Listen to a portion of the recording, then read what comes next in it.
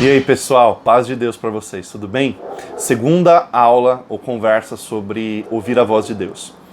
Pessoal, quando a gente fala sobre ouvir a voz de alguém ou que nós queremos ser ouvidos, o que geralmente a gente pensa? Nós precisamos dedicar tempo e ir para um lugar reservado, não é isso? E também criar toda uma situação para que favoreça a nossa comunicação. Quer seja alguém desabafando, falando com a gente, quer seja a gente desabafando, falando com alguém.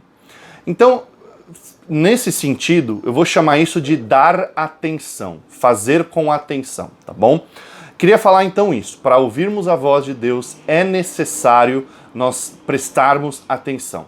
E de duas formas, quer seja ouvindo a voz certa, quer seja calando a voz errada. Falando um pouquinho mais sobre isso. Ouvir a voz certa, com certeza estou falando sobre a voz de Deus.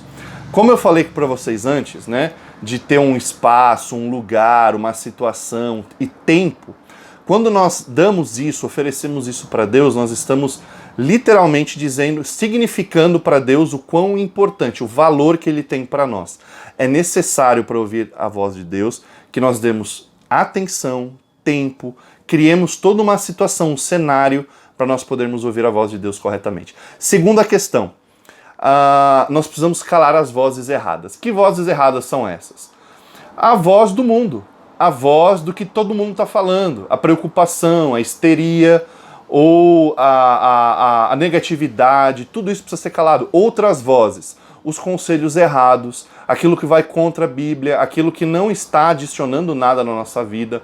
Outras vozes erradas. Quando a gente começa a orar ou dedicar um tempo para Deus, começa a vir fome, pensamentos de pizza, rocambole, a gente começa a querer ir no banheiro e tudo mais. Gente, é claro que às vezes a gente pode se flagrar numa situação em que a gente está perdendo a atenção.